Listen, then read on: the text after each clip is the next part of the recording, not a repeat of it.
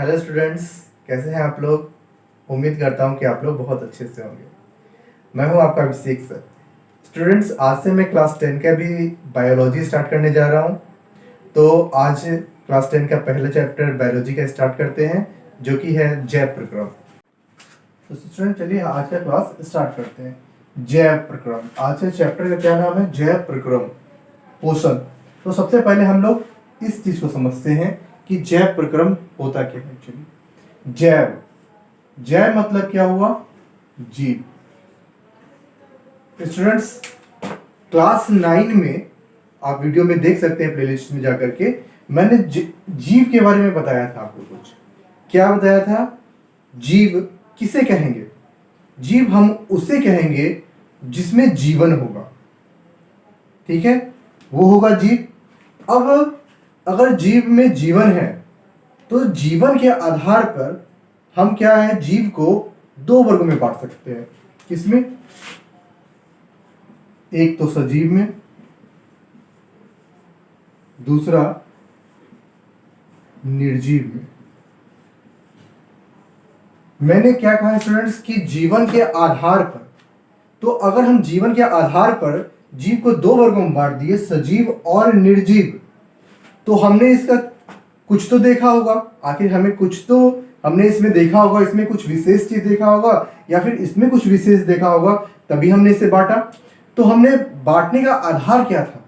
बांटने का आधार इसका था लक्षण। हम कैसे जानेंगे? हम उसके लक्षणों को देखेंगे, हम उसके गुणों को देखेंगे। अगर हमने कहा है सजीव, तो आखिर इसके लक्षण और गुण क्या हैं? अगर हम किसी जीव को किसी इस वर्ग में रखते हैं, निर्जीव में, तो आखिर उसके लक्षण और गुण क्या हैं? जरूर सजीव से अलग होंगे, तभी वो इस वर्ग में है। और सजीव निर्जीव से अलग लक्षण और गुण प्रदर्शित कर रहा होगा, तभी वो इस वर्ग में कहलाता है। अब हम लोग समझेंगे कि किसी भी जीव को, जीव के लक्षण और गुणों के आधार पर कैसे सजीव करते हैं। देखिए स्टूडेंट्स, अगर हम सजीव की बात करें तो हम लक्षण कैसे देखेंगे किसी भी जीव का? सबसे तो पहले ये समझते हैं कि वैसे जीव कौन होंगे जिसमें जीवन है आपके अनुसार। जैसे कि मनुष्य जीवन है हमारे में, जैसे कि जंतु, जैसे कि पौधे। अब इसको समझने की कोशिश करते हैं। अगर जंतु को बोलते हैं कि जीवन है, मनुष्य को बोलते हैं कि जीवन है, तो हम उसमें को जीवन किस में रख सकते हैं? किस वर्ग में? सजीव में कि निर्जीव में? अगर हम बोलते हैं कि हम मनुष्य में जीवन है, तो हम किस वर्ग में रखेंगे? तो हम देखेंगे लक्षण। तो इसके लक्षण हम समझने की कोशिश करते हैं। जैसे कि सजीव है, मनुष्य का देखेंगे तो हम क्या श्वसन करते हैं, सांस लेते हैं, हम श्वसन करते हैं। दूसरा लक्षण क्या है? हम भोजन ग्रहण करते हैं।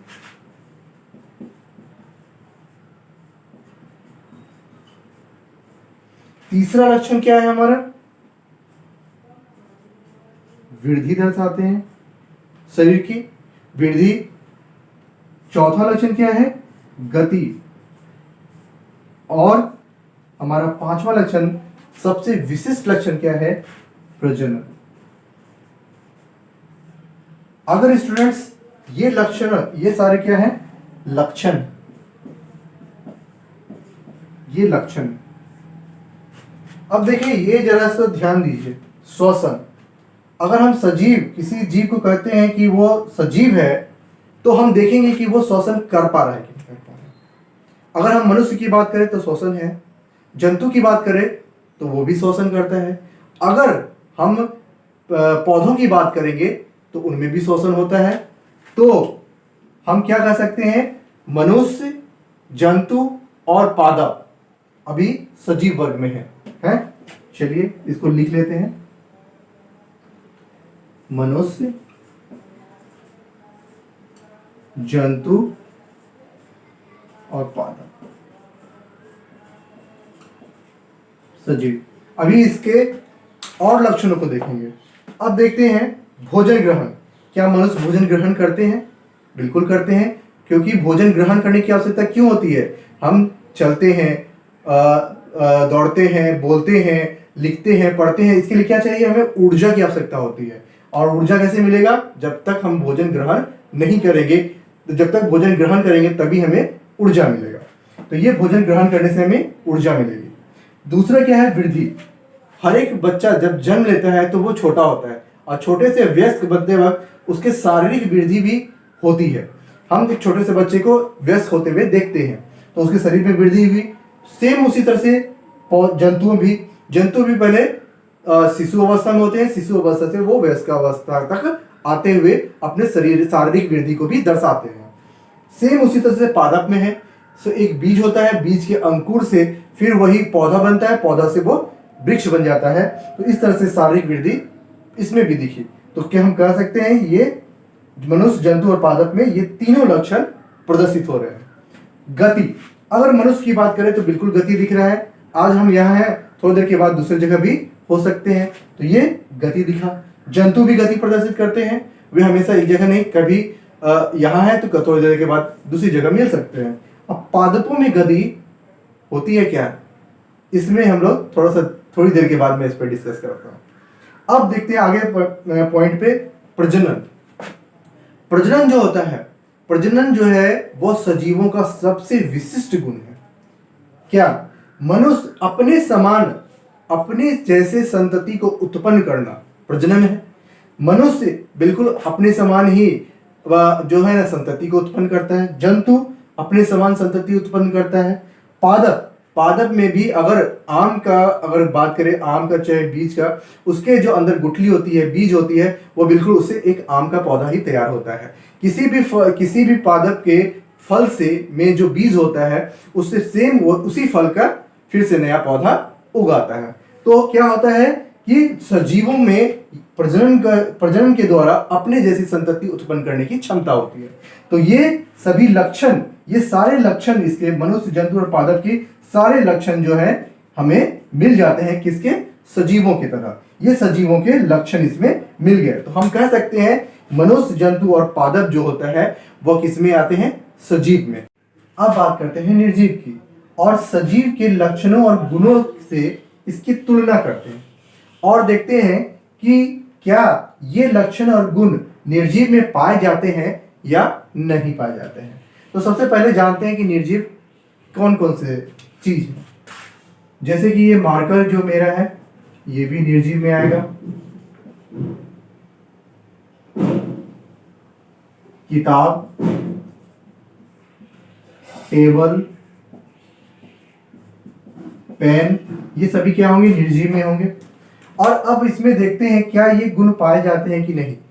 आखिर मैंने इसे कैसे इसमें रखा, ठीक है। अब इनकी गुणों की और लक्षणों की तुलना करते हैं, गुणों या लक्षणों की तुलना करते हैं। मार्कर में स्टूडेंट शोषण होता है, नहीं होता है। क्या मार्कर भोजन ग्रहण करता है, नहीं करता है। क्या मार्कर में शारीरिक वृद्धि होती है, नहीं होती है। अगर ये मार्कर आज जितना बड़ा है 1 साल बाद भी इतना ही बड़ा मिलेगा, तो इसमें शारीरिक वृद्धि भी ये प्रदर्शित नहीं करता है। क्या मार्कर गति करता है, तो मार्कर गति नहीं करता है। अब कुछ स्टूडेंट्स कहेंगे कि सर अगर मैं मार्कर को जमीन पे लुढ़काता हूं तो वो कुछ दूरी तय कर लेती है, तो क्या ये गति नहीं है। स्टूडेंट गति है, लेकिन मार्कर के द्वारा ये जो गति हुआ है, ये जो उसमें गति दिखा है वह स्वयं नहीं हुआ है। इसमें गति के दर्शाने के लिए हमें किसी का सहारा लेना पड़ा। जबकि हम जब मनुष्य और जंतु और पादपों की बात करें तो इसमें ये गति जो है स्वयं प्रदर्शित होता है। इसलिए क्या कहा, ये जो है मार्कर इसमें गति नहीं होता। अभी स्टूडेंट्स मैंने पादपों के बारे में आपको समझाया नहीं है कि पादप में गति कैसे होता है, इसे भी मैं आपको समझा देता हूँ, ठीक है। देखिए, आपने कभी देखा है कि दीवारों के किनारे पे कोई पेड़ जो है बड़ा हुआ हो, उसने ग्रो किया हो, उसमें क्या आप देखते होंगे स्टूडेंट्स, वो जो पेड़ है वह सीधा ना होकर क्या होता है, थोड़ा सा तिरछा हो जाता है। ऐसा क्यों हुआ? हम सभी स्टूडेंट्स जानते हैं कि किसी भी बीज के वृद्धि के लिए कौन कौन से चीज कारक उत्तरदायी हैं। मिट्टी, वायु, जल और सूर्य का प्रकाश, ये बेसिक चीज है जो किसी भी बीज के अंकुरण के लिए जिम्मेदार होता है।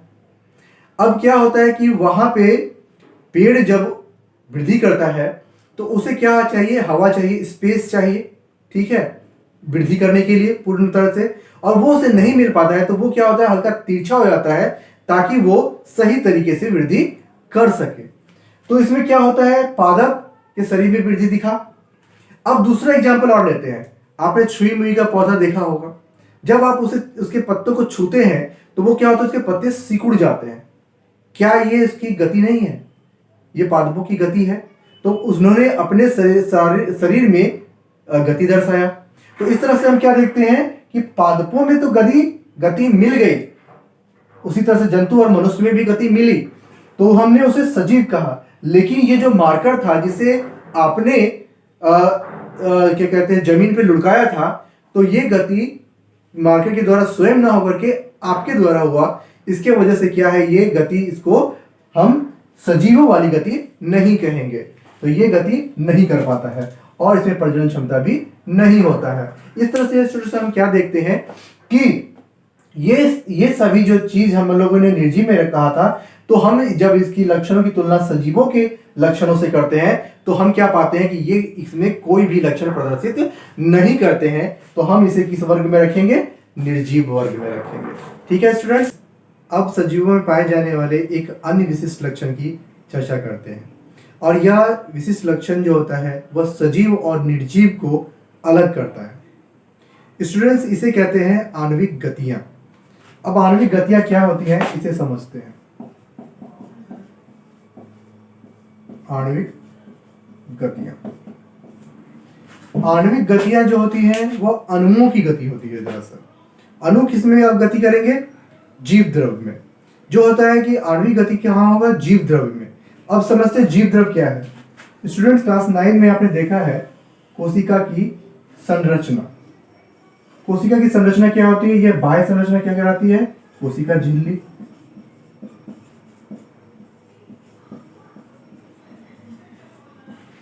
ये क्या होता है, केंद्रक। और इसमें क्या होता है, एक तरल पदार्थ पाया जाता है जिसे क्या कहते हैं, कोशिका द्रव्य।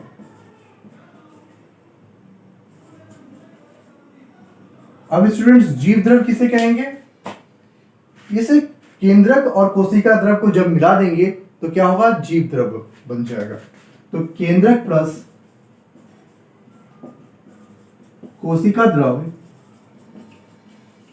क्या कहलाता है, जीव द्रव्य। तो ये जो जीव द्रव्य जो होता है वो सजीवों का क्या कहता है, मूल आधार होता है। और इसी में, इसकी जीव द्रव्य में क्या हो जाता है, कई छोटे छोटे अणु जो होते हैं उनका संचालन होता है। ठीक है, और ये इतने छोटे होते हैं क्या हम इसे नग्न आंखों से नहीं देख पाते। तो जैसे कि हम लोग जानते हैं, क्या केंद्रक, इसके जीव द्रव्य में क्या क्या अणु पाए जा सकते हैं। केंद्रक में हमें मिलेगा डीएनए, ठीक है, क्रोमोसोम। और क्रोमोसोम में क्या मिलेगा, डीएनए, जिसमें क्या होता है, जो कि माता पिता से उनकी संतति में गुणों का क्या करता है, वहन करता है।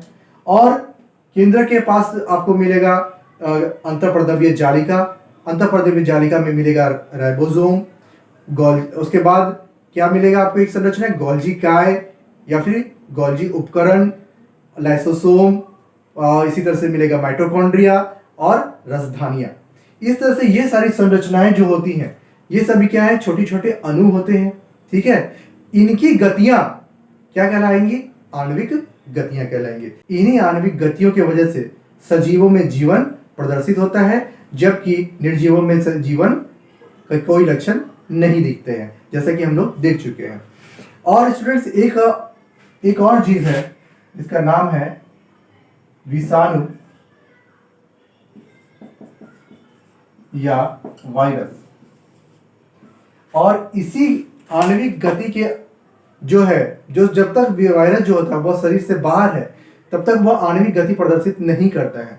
लेकिन जैसे ही वह किसी जीव को संक्रमित कर देता है और आणविक गति प्रदर्शित करता है तो उसमें जीवन के लक्षण प्रदर्शित होते हैं। तो अब आप स्टूडेंट्स, आपके लिए एक होमवर्क है, तो आप इन लक्षणों के आधार पर विषाणु को किस वर्ग में रखेंगे, सजीव में या निर्जीव में। आप कमेंट करके मुझे जरूर बताइएगा और मुझे आपके आंसर का इंतजार रहेगा। तो आप बताइएगा कल मुझे कमेंट्स में कि विषाणु को सजीव में रखेंगे या फिर निर्जीव में। तो स्टूडेंट्स आगे बढ़ते हैं।